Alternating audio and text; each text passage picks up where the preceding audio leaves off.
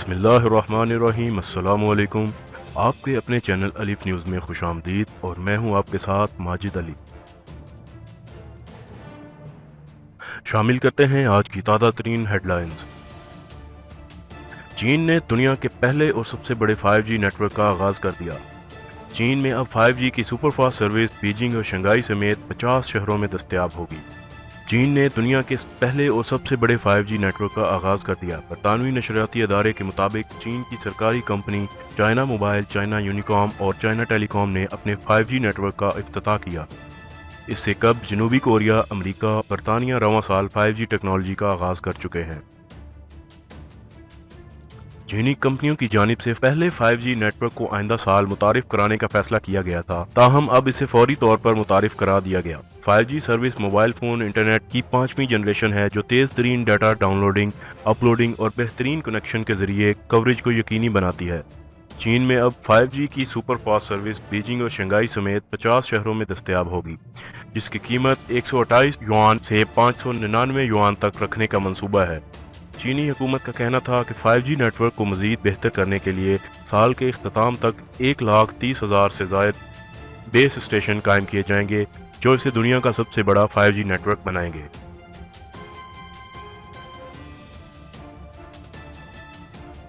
शामिल करते हैं अगली खबर। साबिक क्रिकेटर नवजोत सिंह सिद्धू ने पाकिस्तान आने के लिए भारतीय हुकूमत को क्लियरेंस दरख्वास्त दे दी। निजी टीवी के मुताबिक साबिक भारतीय क्रिकेटर नवजोत सिंह सिद्धू ने करतारपुर राहदारी की इफ्तिताही तकरीब के लिए पाकिस्तान आने की तैयारी पकड़ ली है। साबिक क्रिकेटर की अहलिया ने कहा कि नवजोत सिंह सिद्धू ने पाकिस्तान जाने के लिए भारतीय हुकूमत को क्लियरेंस दरख्वास्त दे दी। हुकूमत से क्लियरेंस और इजाज़त मिली तो सिद्धू इफ्तिताही तकरीब में शरीक होंगे। वाज़िया रहे कि सेनेटर फैसल जावेद ने वज़ीर-ए-आज़म इमरान खान की हिदायत पर साबिक क्रिकेटर नवजोत सिंह सिद्धू को करतारपुर राहदारी तकरीब में शिरकत की दावत दी थी।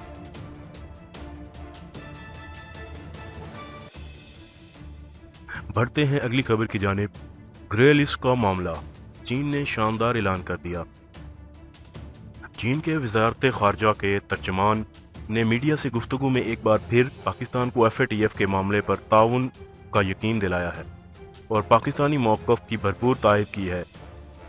तर्जमान ने मज़ीद कहा कि पाकिस्तान को ग्रे लिस्ट में बरकरार रखना इस बात का सबूत है कि FATF मनी लॉन्ड्रिंग और दहशतगर्दी की माली मुआवनत की रोकथाम के लिए पाकिस्तान की जानिब से उठाए गए इक़दामात से पूरी तरह मुतमईन है और अगर पाकिस्तान की काविशों पर एतमाद न होता तो ब्लैक लिस्ट किया कर दिया जाता।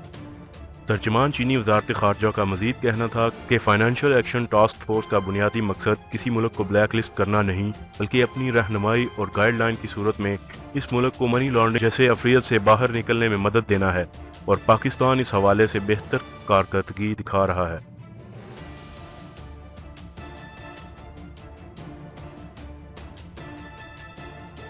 मज़ीद खबरों में जाने से पहले नज़र डालते हैं आज के सवाल की तरफ।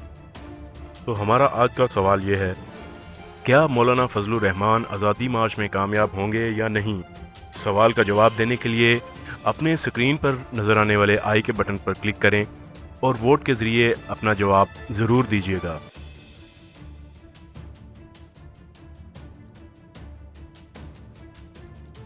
शामिल करते हैं अगली खबर। मकबूजा कश्मीर की यकतरफा तकसीम का भारतीय इक़दाम गैर कानूनी, गलत और गैर मुअस्सर है, चीनी दफ्तर ख़ारजा। तर्जमान चीनी वज़ारत ख़ारजा ने कहा कि चीन का मसला कश्मीर पर मौक़िफ़ वाज़िया है, भारतीय इक़दाम गैर कानूनी, गलत और गैर मुअस्सर है।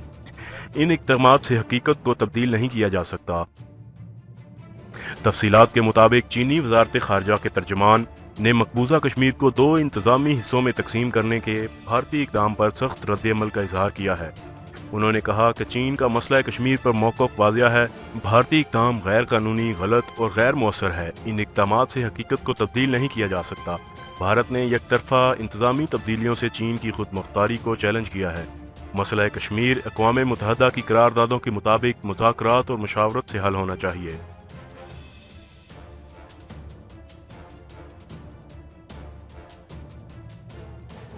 बढ़ते हैं अगली खबर की जानिब। सऊदी अरब ने रात के औकात में काम करने वाले मजदूरों के लिए शानदार सहूलत का ऐलान कर दिया। सऊदी अरब के वज़ीर मेहनत और समाजी तरक्की ने रात के औकात कार से मुतालिक एक नया फ्रेमवर्क ऑर्डर जारी किया। اس نئے فریم ورک آرڈر میں مزدور کے رات کے کام کے دوران فرائض، ذمہ داریوں، اس کے حقوق اور متعلقہ کمپنی کی ذمہ داریوں کا اعلان کیا گیا ہے۔ فریم ورک کے مطابق رات 11 بجے سے صبح 6 بجے تک ہونے والے کام کو رات کے اوقات کار میں تصور کیا جائے گا، جبکہ صبح 6 سے رات 11 بجے تک کے اوقات عمومی ورکنگ آور شمار کیے جائیں گے۔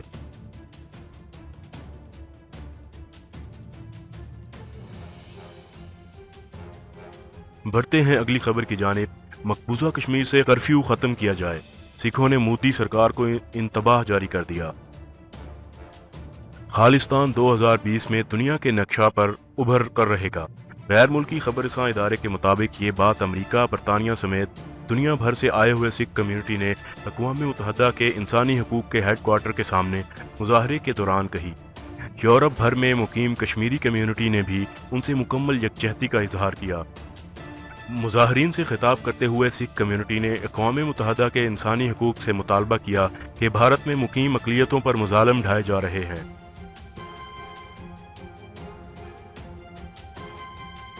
بڑھتے ہیں اگلی خبر کی جانب۔ فضل الرحمان کی دھمکیاں، وزیر اعظم کی رہائش گاہ بنی گالہ کے باہر سیکیورٹی سخت۔ JUIF کے سربراہ فضل الرحمان کی دھمکیوں اور معاہدے کی ممکنہ خلاف ورزی کے پیش نظر وزیر اعظم کی بنی گالہ رہائش گاہ کے باہر سیکیورٹی سخت کر دی گئی۔ تفصیلات کے مطابق JUIF کے سربراہ فضل الرحمان کی دھمکیوں اور معاہدے کی ممکنہ خلاف ورزی کا خدشہ ظاہر کیا جا رہا ہے۔ اس خدشے کے پیش نظر وزیر اعظم کی رہائش گاہ بنی گالہ کے باہر سیکیورٹی سخت کر دی گئی۔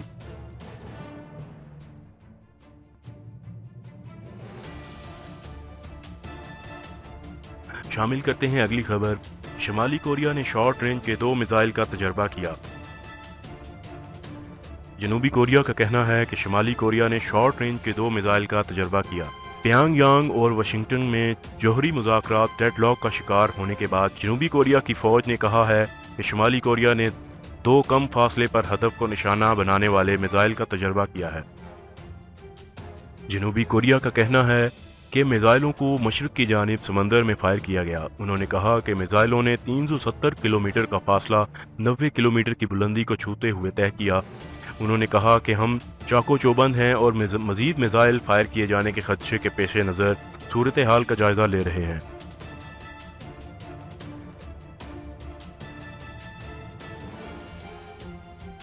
بڑھتے ہیں اگلی خبر کی جانب۔ جمعیت علماء اسلام کے سربراہ مولانا فضل الرحمان کو بڑا دھچکا لگ گیا۔ پیپلز پارٹی اور مسلم لیگ نون نے مولانا کے دھرنے میں شرکت نہ کرنے کا فیصلہ کر کے آگاہ کر دیا۔ JUIF نے دونوں جماعتوں کو دھرنے میں شرکت کی دعوت دی تھی۔ تفصیلات کے مطابق 2 بڑی اپوزیشن جماعتوں نے جمعیت علماء اسلام کے سربراہ مولانا فضل الرحمان کے دھرنے میں شرکت نہ کرنے کا فیصلہ کر لیا۔ ذرائع کا کہنا ہے کہ PP اور نون لیگ مولانا فضل الرحمان کو آگاہ کر چکے ہیں، جبکہ دیگر جماعتیں پیچھے ہٹ گئی ہیں۔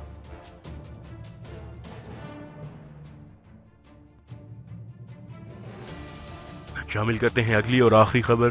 مودی سے ملاقات میں جرمنی کی سربراہ کشمیریوں کے حق میں بول پڑیں۔ بھارتی اخبار دی ہندو کے مطابق جرمنی کی چانسلر نے صحافیوں کے ایک گروپ سے گفتگو میں مقبوضہ کشمیر میں انسانی حقوق کی معطلی پر تشویش کا اظہار کیا